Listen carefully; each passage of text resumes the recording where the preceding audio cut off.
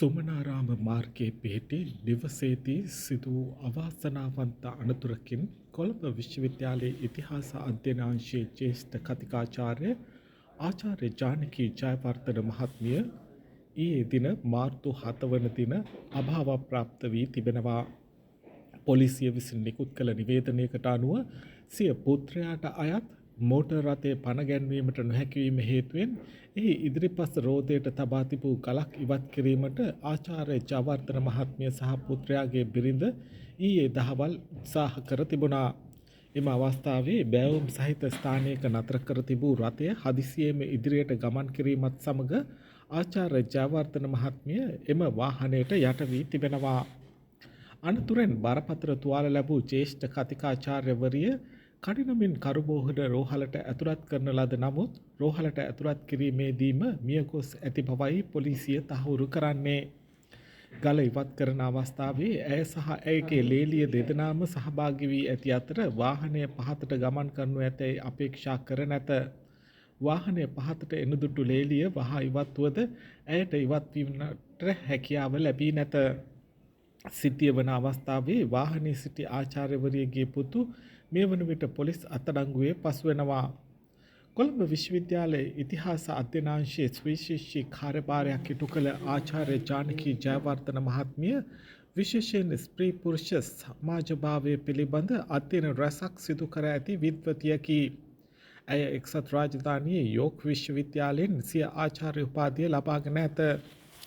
ආචාර්ය ජානකී ජයවර්ධන කොළඹ සරසවියේ ඉතිහාස අංශ ප්‍රධානී ලෙස කලක් කටයුතු කර ඇති අතර ආචාර්ය සංගමයේ ලේකම්වරිය ලෙසද කලක් කටයුතු කර තිබෙනවා.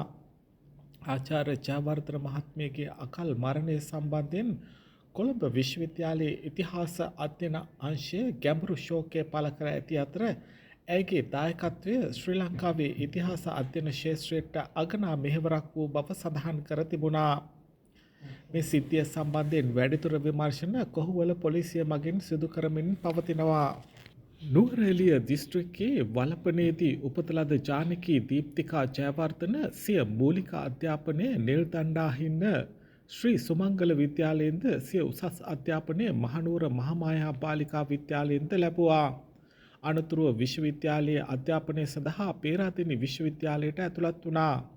1992 දී පේරාදෙණි විශ්වවිද්‍යාලයෙන් ශ්‍රාස්ත්‍රවේදී ඉතිහාසය විශේෂ ගෞරව උපාධිය ලබා ගනුයේ ප්‍රථම පන්තියේ සාමාර්ථයක්ද දිනා ගනිමින් එසේම එම විෂය සඳහා වන අශෝක මේපල් ජයසූරිය කෝපට් යන සියලු ත්‍යාග සිය පළමු උපාධිය වෙනුවෙන් ඇය දිනා ගනු ලැබුවා. ඉන්පසුව වර්ෂ 2001 දී ඉතිහාසය පිළිබඳ දර්ශනපති උපාධියද පේරාදෙණිය විශ්වවිද්‍යාලයෙන්ද දර්ශන ශූරී උපාධිය 2003 දී එක්සත් රාජධානියේ යෝක් විශ්වවිද්‍යාලයෙන්ද දිනා ගනු ලැබුවා.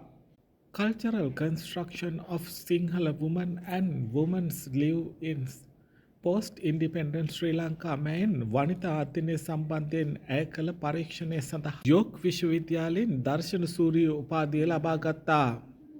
1992 පේරාදෙණි විශ්වවිද්‍යාලයෙන් පිරිනැමෙන ශිෂ්‍යත්වයක්ද 1999 දී එක්සත් රාජධානියේ පොදු රාජ්‍ය මණ්ඩලීය කොමිෂන් සභාවෙන් පිරිනැමෙන පොදු රාජ්‍ය මණ්ඩලීය ශිෂ්‍යත්වයේද ඇය විසින් දිනා ගනු ලැබුවා. ඇයගේ වෙන්ව යාම සැබවින්ම දැයට සිදු වූ මහත් පාඩුවකි. විශ්වවිද්‍යාලයේ සිසුන් වෙනුවෙන් දැඩි කැපවීමකින් කටයුතු කළ ඇය සැබවින්ම දයාබර ගුරුවරියකි. ආදරණීය දෙදරුමවකි.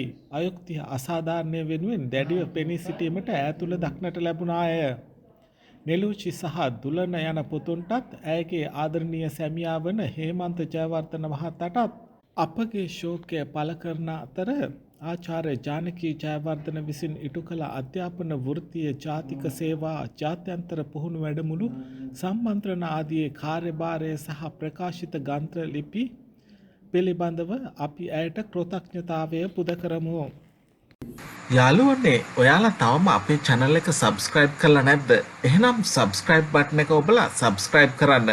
සීනුව සලකුණ ඔබලා දිනපතා අපගේ නව වීඩියෝ බලන්නත් ඔබට අවස්ථාව තියෙනවා.